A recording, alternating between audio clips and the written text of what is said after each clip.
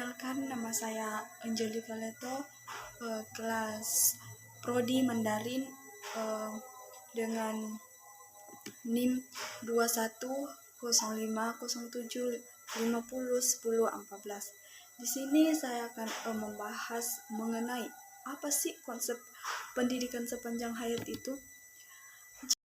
Jadi, konsep pendidikan sepanjang hayat adalah sebuah konsep yang menyatakan bahwa proses pendidikan dapat dilakukan kapan saja dan di mana saja tanpa dibatasi oleh usia. Jadi, pendidikan sepanjang hayat ini tidak membatasi seseorang untuk menempuh pendidikan. Tidak juga tergantung dari tergantung dari usianya mereka. Mereka dapat memperoleh pendidikan itu dari mana saja, baik mereka ada di luar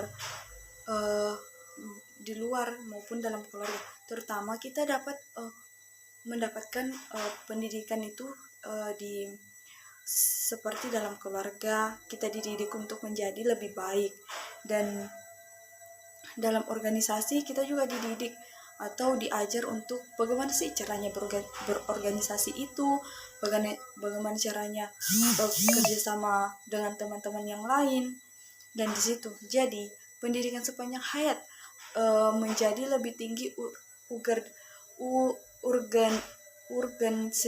urgensinya pada saat ini, karena manusia perlu terus-menerus menyesuaikan diri supaya tetap hidup secara wajar dalam lingkungan masyarakat yang selalu berubah. Dalam menghadapi urgensinya itu, manusia harus terus belajar dengan giat agar dapat menghadapi lingkungan masyarakat, yang dimana lingkungan masyarakat ini sekarang itu semakin tahun semakin berubah. Jadi kita sebagai manusia itu harus menempuh pendidikan dengan baik agar kita mengetahui bagaimana sih caranya menghadapi masalah-masalah yang akan datang, bagaimana kita pintar-pintar berbicara dengan orang lain, begitu. Lanjut, kita yang kedua itu, apa sih tujuan pendidikan sepanjang hayat itu? Mengapa ada pendidikan sepanjang hayat? Jadi tujuan pendidikan sepanjang hayat itu memiliki dua tujuan. Yang pertama yaitu mengembangkan potensi kepribadian manusia sesuai dengan kodrat dan hakikatnya, yakni seluruh aspek pembawanya seoptimal mungkin. Jadi di sini mengatakan bahwa mengembangkan potensi kepribadian manusia sesuai dengan kodrat dan hakikatnya. Di sini kita sebagai manusia atau sebagai pendidik atau mahasiswa itu disuruh untuk mengembangkan potensi kita sebagai seorang pelajar. Misalnya kita memiliki potensi dalam bidang musik, seni, bidang gambar atau arsitektur, kita disuruh itu untuk mengembangkannya. Bagaimana cara kita untuk mengembangkannya? Jadi itu tujuan pendidikan sepanjang hayat, untuk mengembangkan potensi yang kita miliki. Kita memiliki potensi itu jangan simpan, karena setiap potensi yang kita miliki harus dikembangkan agar potensi itu dapat jadi kebanggaan diri kita sendiri. Yang kedua, sebagai pembelajaran mandiri, yaitu sesuai dengan diri, dengan perubahan positif yang terus-menerus berkembang dalam sepanjang hidup manusia dan masyarakat, serta menyiapkan diri guna mencapai kehidupan yang lebih baik di masa yang akan datang. Di sini mengatakan sebagai pembelajaran mandiri.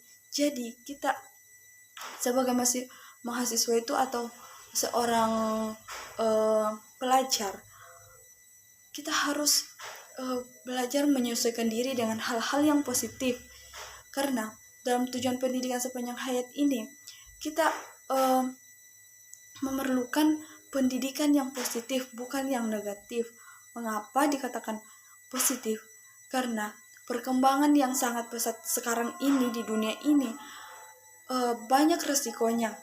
Jika kita tidak pintar-pintar mengetahui bagaimana sih caranya itu berpendidikan, apalagi sekarang itu banyak sekali kejadian-kejadian yang sangat tidak kita inginkan yang terjadi di dunia ini. Jadi tujuan kita berpendidikan itu yaitu dengan menyiapkan diri kita untuk menghadapi masa-masa yang akan datang.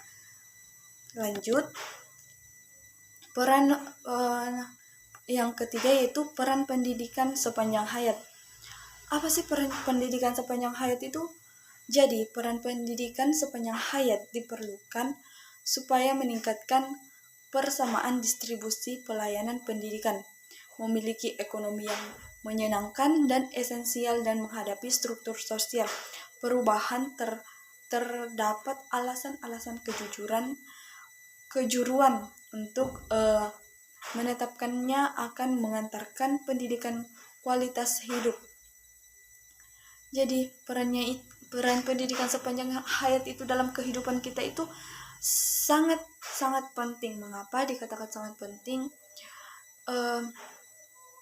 Pendidikan dalam hidup kita itu berarti karena jika kita tidak berpendidikan, kita tidak mengetahui apa-apa yang kita akan hadapi ke depannya, bagaimana cara kita menghadapinya, bagaimana cara kita menanganinya, menyelesaikan masalah. Makanya itu kita memerlukan pendidikan.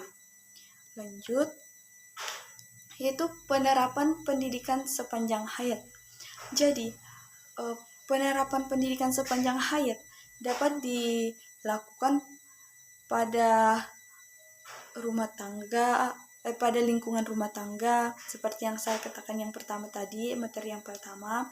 Yang kedua, lingkungan sekolah dan lingkungan masyarakat. Kita dapat menerapkan itu pendidikan sepanjang hayat itu dalam lingkungan keluarga, lingkungan sekolah, dan lingkungan masyarakat. Tanggung jawab penyelenggaraan pendidikan sepanjang hayat diemban bersama keluarga, sekolah, dan pemerintah. Konsep pendidikan sepanjang hayat sesuai untuk diterapkan pada kehidupan manusia dan perkembangan teknologi dan ilmu pengetahuan yang sangat pesat. Baik, itulah yang saya dapat sampaikan kepada teman-teman dan dosen. Kurang dan lebihnya mohon dimaafkan. Terima kasih.